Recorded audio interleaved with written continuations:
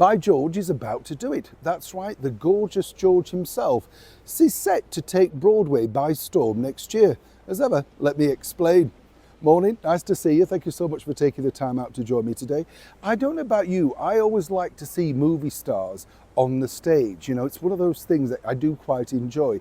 I remember going to see Madonna in a play in the early noughties now, I think at the Wyndham's Theatre, and everybody felt that she was going to bomb and wouldn't turn up and that sort of thing, you know.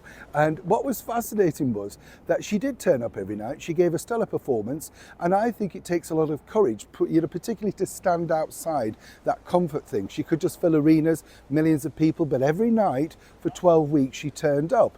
This is now the case of gorgeous George Clooney. Found fame, of course, in that medical drama to great success. And then, of course, more latterly, he's known for turning up at a wedding over here for two people that he barely knew. You get the picture. What's interesting now, though, is that George, with his own self-written production, co-written, I should point out, is going to be portraying Edward R. Murrow on the stage. Now, for American viewers, you will know him incredibly well. I have to tell you, I wasn't aware of him until, well, you know, I say I wasn't aware of him. I knew of him as a kid, in fact, because I'd been reading a book, you know, an autobiography. I think it was Laurence Olivier. And basically it talked about how he did these wonderful one-to-one interviews linking up to the star. I think one of the famous ones is Marilyn Monroe, when she was in New York living with the Greens. And he used to do it through the television, didn't he? Very early satellite sort of idea, really, when you think about it.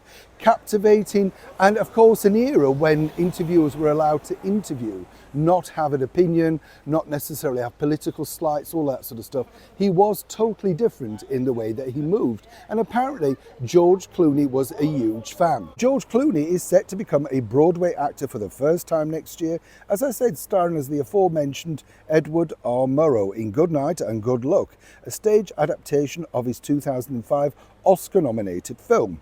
It's going to be directed by Tony Award winner David Cromer, famous for The Band's Visit. Good Night and Good Luck will premiere on Broadway in the spring of 2025 at a Schubert Theatre, to be announced. What I can tell you, though, is that all the secrecy around this particularly new production, and I think it will do well because he's incredibly popular.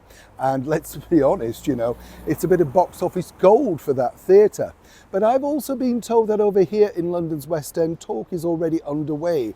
And that particular play could even be coming over here, depending on the length of run on Broadway, in the latter part of next year, or perhaps the early part of the following year.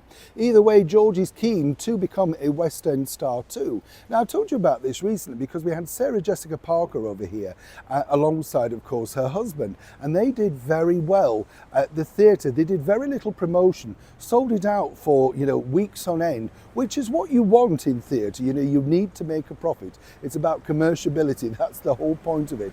And I think George himself would certainly become a huge hit on London and Broadway's stages. And I wouldn't be too surprised if we saw a sprinkling of royals popping along to see them too, because apparently Sarah, Duchess of York, and Camilla, Queen Camilla, were both big fans of George's medical drama. Nothing like a sprinkling of stardust, is there? Neil Sean in the very heart of London.